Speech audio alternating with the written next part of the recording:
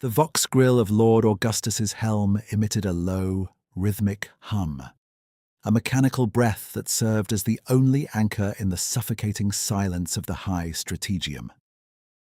Beyond the reinforced plasteel, the void was no longer a vacuum. It was a churning sea of violet, choked by the singular, insatiable hunger of Hive Fleet Leviathan. Hundreds of Tyrannid bioships drifted through the nebula, not merely vessels, but titanic, spacefaring predators. Their hulls were monstrosities of hardened, void-scarred chitin and necrotized bone, resembling the calcified remains of ancient, god-sized beasts. Mile-long feeder tentacles trailed into the gas clouds like the questing nerves of a dissected giant, tasting the ether for the scent of fleeing prey. From beneath translucent, pulsing membranes, a sickly green bioluminescence throbbed, a rhythmic, emerald heartbeat that signaled the presence of the hive mind. This was the progenitor of the shadow in the warp, a psychic static so dense it turned the air into lead and caused the crew's very thoughts to bleed. Below, the dark tier was a hive of desperate, calculated violence. The ship was already at full combat status. The air was thick with the scent of prayer incense and ozone as tech priests chanted binary litanies over the screaming warp core. Deep in the vessel's gut, the navigator was wailing, a psychic resonance that echoed through the vox channels like a soul being shredded. The battle barge fought to tear a hole in reality, struggling against the gravitational anchor of the Hive Fleet's sheer psychic presence. Augustus marched towards the primary hangar, his crimson cape billowing behind him like a wake of dried blood. He flexed his hands and the relic gauntlets. Silence and rapture hissed in response.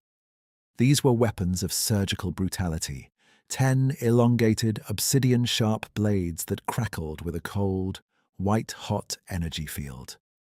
They were sleek and predatory, lacking the crude bulk of standard power fists, feeling more like a lethal extension of his own fingers. Built into the wrists were twin-linked bolters, their barrels blackened by millennia of service to the Long Watch. The deck beneath his boots shuddered, a deep, resonant groan as another wave of mycetic spores slammed into the hull. These were not mere pods, but organic meteors of heat-shielded gristle and hardened shell, designed to gestate their cargo during the descent. "Warp drive at 80%, Shipmaster Vane's voice crackled, barely audible over the roar of the ship's point defense batteries. "Boarders on decks 4 through 9. We are losing atmospheric seals in the aft hangar." Augustus reached the hangar just as a massive mycetic spore punched through the secondary hull. It acted as an organic battering ram, lodging itself in the wall like a parasite in a wound. The pod began to spasm, its leathery sphincters groaning under internal pressure as it vented a fog of corrosive, amniotic gases. Augustus did not wait for the hatch to rupture. With a roar that was part prayer and part battle cry, he ignited his jump pack. A controlled, explosive burst of blue flame launched him across the hangar like a black comet. He drove the crackling talons of his right gauntlet deep into the pulsing chitin of the spore. The blades carved through the alien gristle like parchment, the energy fields vaporizing the creature's viscous, vitriolic ichor. A foul, bioluminescent fluid that hissed with corrosive hunger as it splashed onto the deck plates. With a violent, outward wrench of his arms, he tore the pod open and plunged into the steaming, meat-choked dark of its interior. Inside the space was a claustrophobic nightmare of ribbed bone and pulsing arteries. He was met not by a swarm of lesser beasts, but by the coordinated fury of a warrior brood.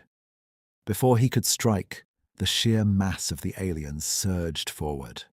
A 3-meter-tall warrior, its ivory carapace slick with amniotic fluid, slammed into him.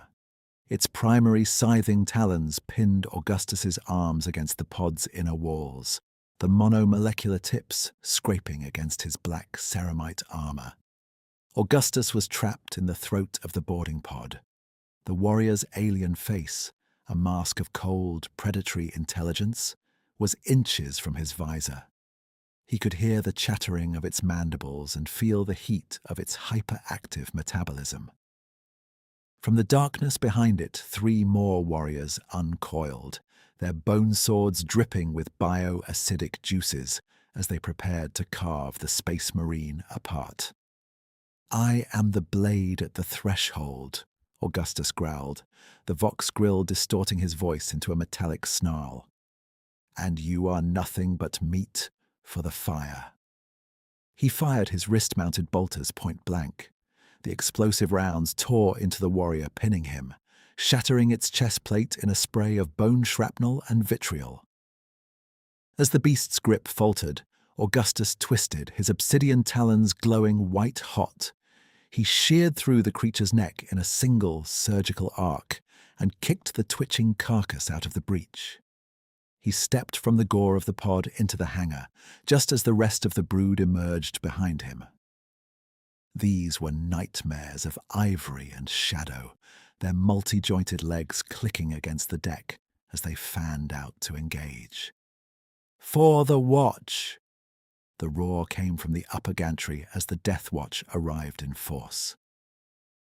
A squad of 10 veterans descended from the lift platforms, hitting the ground with the weight of falling mountains. A son of Russ led the charge, his frost axe shearing through the neck of a warrior in a single, brutal arc, the frozen spray of alien blood glittering in the air. Beside him, a son of Dawn swung a massive thunderhammer, the impact turning a warrior's torso into a spray of shattered chitin and green gore. A son of Korax, moving like the shadows themselves, his own twin lightning claws weaving a web of death that kept the tyrannid brood from flanking. The hangar was no longer a room, it was a charnel house of melee carnage. Bolter-fire provided the percussion to the ionizing flash of power weapons meeting alien flesh. Augustus did not stop. He pushed deeper into the breach, his talons working with a terrifying, rhythmic efficiency. He carved a path through the emerging broods, moving towards the very heart of the hull breaches, where more spores were slamming into the hull. Each strike of his obsidian talons left glowing trails in the air, severing limbs and heads with the ease of a practiced killer.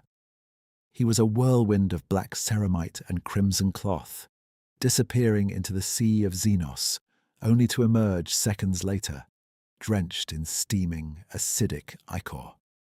Behind him, his brothers held the line, their weapons clashing against bone swords and scything talons. The space wolf was laughing amidst the slaughter, his axe buried deep in the chest of a tyrannid warrior, while the silent dark angel stood back to back with him, his power sword flashing out in cold arcs of fatal beauty. Augustus felt the cold pressure of the shadow in the warp tightening as the dark tear began to vibrate with the frequency of the immaterium. The ship was beginning to bleed into the warp, the stars outside stretching into impossible lines of light as reality began to unravel. "The night is long," Augustus whispered into the vox, his talons severing a warrior in half, even as the ship's reality anchors began to fail. He lunged further into the darkness of the breached hangar, the white-masked angel leading his brothers into the throat of the swarm. Outside, the hive fleet was closing in like a closing fist of malevolence and hunger.